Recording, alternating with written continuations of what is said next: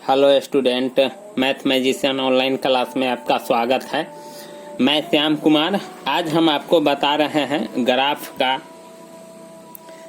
का एक क्वेश्चन है और इसमें पूछा गया है कि जांच करके बताइए कि यह जो बिंदु है इस ग्राफ का है कि नहीं है। अर्थात इस समीकरण से जो आप ग्राफ खींचिएगा, जो लेखा चित्र बनेगा, उस लेखा चित्र पर यह बिंदु है कि नहीं है उसको बताना है। तो आखिर में यह जांच कैसे होगा? अगर मान लीजिए कि आपके पास जानकारी है तो ठीक है, कोई बात नहीं है, और जिसको जानकारी नहीं है तो फिर उसको तो यह आश्चर्य बुझाएगा ही। तो देखिए, आज हम आपको आसान तरीकों से बताते हैं कि कैसे आप जांच करते हैं। सबसे पहले सवाल को पढ़िए। क्या है कि यदि 3x + 7y = 14 हो तो y को x के रूप में व्यक्त कीजिए। y को x के रूप में व्यक्त कीजिए और जांच कर बताइए कि बिंदु 3-2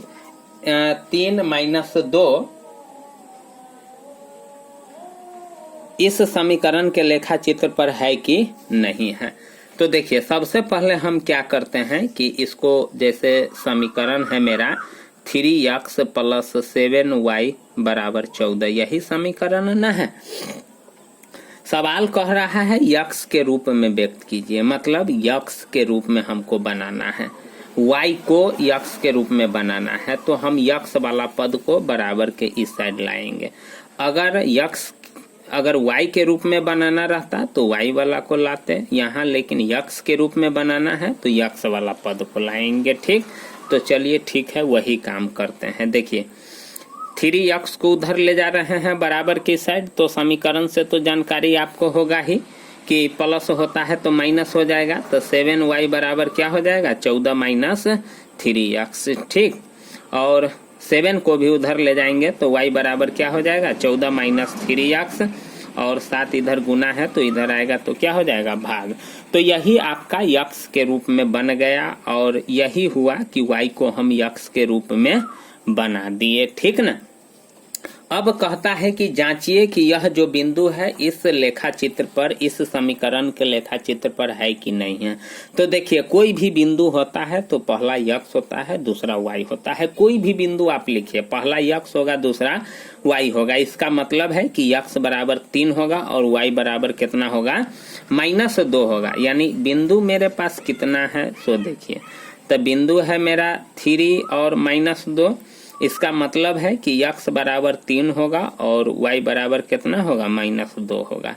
और समीकरण है मेरा क्या? समीकरण भी दिया हुआ है। समीकरण है मेरा क्या कि 3x + 7y = 14, यही मेरा समीकरण है। तो देखिए, जब भी समीकरण को जांचा जाता है तो उसमें LHS और RHS वाला बात हो जाता है।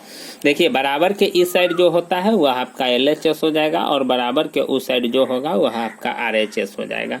तो देखिए, LHS है आपका क्या? 3x + 7y है ना, LHS। तो इसका मतलब है कि हम यह जो बिंदु का मान है वह LHS में रखेंगे। अगर RHS ला देगा तो समझेंगे कि यह बिंदु इस समीकरण का ग्राफ, यानी इस समीकरण के लेखा चित्र पर है। अगर नहीं लाएगा RHS तो हम समझ जाएंगे कि यह जो बिंदु है इस समीकरण के लेखा चित्र पर नहीं है। जैसे हम अभी आपको बता देते हैं, जैसे देखिए, 3x के बीच में गुना का संबंध है तो x का जो भी मान होगा गुना हो जाएगा। तो यहाँ x बराबर 3 है तो 3 + 7 गुने y कितना है? -2 है। चलिए अब हम इसको हल करते हैं, यहाँ लिखते हैं। ठीक ना? तो 3 तिहाई 9 और +7 दूना 14, -14 हो जाएगा। अब देखिए, प्लस माइनस क्या हो जाएगा? माइनस हो जाएगा। तो 9 - 14, तो 14 में से 9 जाएगा तो कितना आ गया? 5 आ गया। ठीक ना? कितना आ गया? 5 आ गया। जबकि यह आपका RHS नहीं हुआ, यह RHS जो मेरा है 14 उसके बराबर में नहीं है। तो इसका मतलब है कि यह जो बिंदु है इस समीकरण के लेखा चित्र पर नहीं है।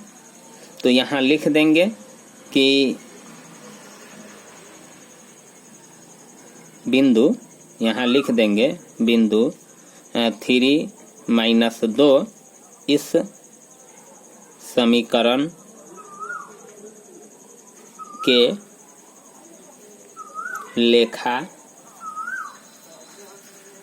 चित्र पर नहीं